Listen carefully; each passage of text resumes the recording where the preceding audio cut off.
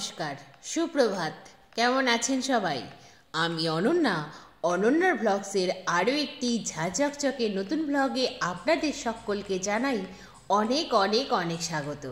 আশা করছি আপনারা সকলে খুব ভালো আছেন, সুস্থ আছেন, সাবধানে আছেন, নিরাপদে আছেন। আমরাও বেশ ভালোই আছি। আজ দিনটি সোমবার, সকাল এখন 8টা মতো বাজে। আপনাদেরকে সাথে দিয়ে ঠিক এখন থেকেই আজকের ব্লগটি আমি শুরু করছি। যথারীতি সকালে ঘুম থেকে উঠে ব্রাশ করে ফ্রেশ হয়ে নিয়েছি। তারপর অ্যাজ ইউজুয়াল মায়ের সাথে সাথে টুকটুক করে বাসি কাজগুলো সেরে ফেলেছি। তারপর মিটিয়ে ফেলেছি সকালবেলাকার চা পর্ব। তারপরেই একটু ছাদে গিয়েছিলাম, কারণ আজ দারুণ রোদ উঠেছে, ঠিক গতকালের মতোই চকচকে রোদ। সেই জন্যই গতকাল যে জামাকাপড়গুলো শুকিয়েছিল না, সব তো সিঁড়িঘরের দড়িতেই মেলা ছিল। সিঁড়িঘরের দড়িগুলো পুরো ভর্তি, তাই জামাকাপড়গুলোকে রোদে দিলাম। আর দেখলাম যে গোলাপগুলো কুঁড়ি হয়েছিল গতকাল, সেগুলো আজ পাপড়ি মেলেছে। কি সুন্দর লাগছে ছাদ বাগানটা দেখতে। একেই শীতের মিঠে রোদ, তার সাথে অপূর্বভাবে সেজে ওঠা ছাদ বাগান। এই দেখে আর নিচে আসতে ইচ্ছে করছিল না, জানেন তো। কিন্তু কিছু করার নেই, আসতে তো হবে। নিচে রাজ্যের কাজ পড়ে রয়েছে, সেই জন্যই চলেই এলাম। তারপর বেডটাকে গুছিয়ে নিলাম, তারপর ঘরের আসবাবপত্রগুলো এক এক করে ক্লিন করে নিলাম। তারপর যখন ঘড়ির কাঁটায় 9টা 35, তখন রান্নাঘরে এসে প্রবেশ করলাম। আজকের রান্নাটাও তো সারতে হবে বলুন। আজ যদিও আমার আর মায়ের ইনভিটেশন রয়েছে কাকিমণির ওখানে। কাকিমণির বাড়িতে আজ গোপাল পুজো। আজ তো অগ্রহায়ণের সংক্রান্তি।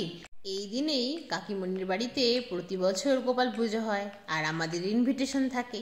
তাই আজকের রান্না বান্নাটা শুধুই বাবার জন্য হচ্ছে। আবার এদিকে শান্তনা দিদির বাড়িতেও আজ গোপাল পুজো।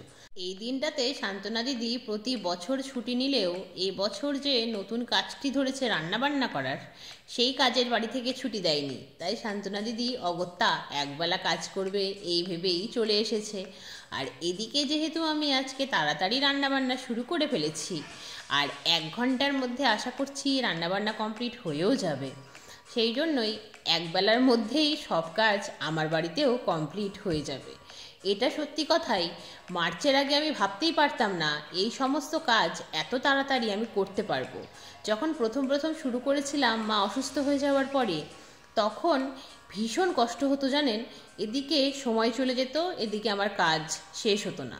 আর এখন দেখুন, যে ব্যাপারটি আমি আমার এত বছরের জীবনে অ্যাডাপ্ট করতে পেরেছিলাম না তাড়াতাড়ি করে কাজগুলো সুষ্ঠুভাবে সম্পন্ন করার, সেটি এই কয়েক মাসে অ্যাডাপ্ট করেই ফেলেছি। সত্যি সময় কি অদ্ভুত জিনিস, তাই না?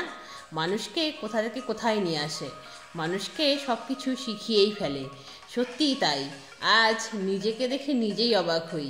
কি ছিলাম আর কি হলাম, কোথায় ছিলাম আর কোথায় এলাম, জীবনটা কিভাবে 360 ডিগ্রি আমার ঘুরে গেল। সত্যি মানুষকে যে কত রকম পরিস্থিতির মধ্যে ফেলে দেওয়া হয় হঠাৎ করে, যাতে করে মানুষ কি থেকে কি হয়ে যায়, তার সব থেকে বড় প্রমাণ বোধহয় আমি নিজেই। কোথাও গিয়ে আর উদাহরণ খুঁজতে হয় না জানেন। আমি নিজের জীবন দিয়েই বুঝতে পারি যে পরিস্থিতি আর সময় মানুষকে কোথা থেকে কোথায় নিয়ে আসে। আগে কি করতাম, এখন কি করছি। আগে কিছুই পারতাম না, এখন স্কিল কতটা ডেভেলপ হয়েছে, সত্যিই অবাক লাগে। দেখুন ঘড়ির কাঁটায় 10টা 35, আমার রান্নাঘরের সব কাজ কমপ্লিট। আজ যেহেতু শুধু বাবার জন্যই রান্না করা হয়েছে, কারণ বাবাকে কোথাও নিয়ে যাওয়া তো সেভাবে হয় না, কোনো নিমন্ত্রণ থাকলে সেখানে তো নিয়ে যাওয়া হয় না। তো সেই জন্যই বাবার জন্য আজকে রান্না করেছি ডাল, বাঁধাকপির সবজি, উচ্ছে বেগুন ভাজা আর ভাত। তারপর গ্যাস আর রান্নাঘর ক্লিন করলাম, মশলাপাতির কৌটোগুলো ক্লিন করলাম, তারপরে উঠে এলাম ছাদে।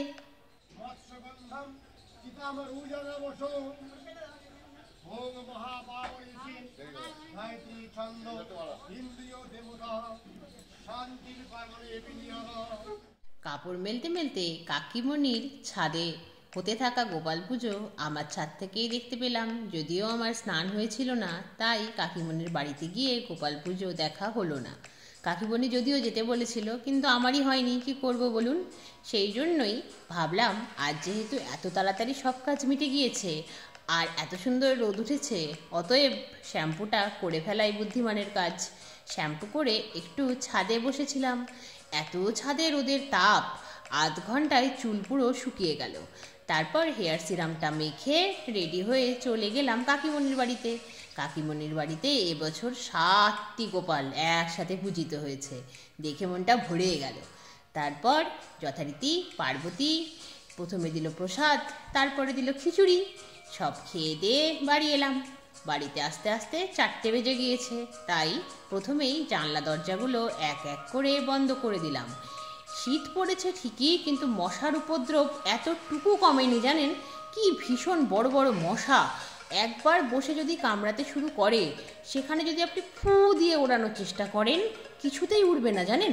যতক্ষণ না তাদের আপনি হাত দিয়ে সরাচ্ছেন, ততক্ষণ তারা তাদের স্থান পরিবর্তন করতে চায় না, কামড়াতেই থাকে। কি ডেঞ্জারাস!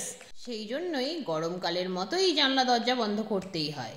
তারপর যথারীতি ছাদে এলাম। ছাদে এসে জামা কাপড়গুলো তুললাম, তুলে ছাদে দাঁড়িয়েই ভাঁজ করে ফেললাম। তারপর সিঁড়ির এই রেলিংয়ে রাখলেই কি সুন্দর গড়িয়ে খানিকটা পথ একাই চলে যাবে। দেখুন, এই দেখুন, চলে গেল। তারপর টবের গাছগুলোতে এক এক করে জল দিয়ে নিলাম। তাহলে আজকের মতো আজকের ভ্লগটা এই পর্যন্তই। আবার আপনাদের সঙ্গে দেখা হবে খুব শিগগিরই অন্য একটি নতুন ভ্লগে। ততক্ষণ আপনারা সবাই খুব ভালো থাকবেন। আজকের ভ্লগটি কেমন লাগলো জানাবেন, ভালো লাগলে একটি লাইক করে দেবেন। চ্যানেলে নতুন হলে চ্যানেলটিকে সাবস্ক্রাইব করে আমার বন্ধু হয়ে যাবেন। টাটা।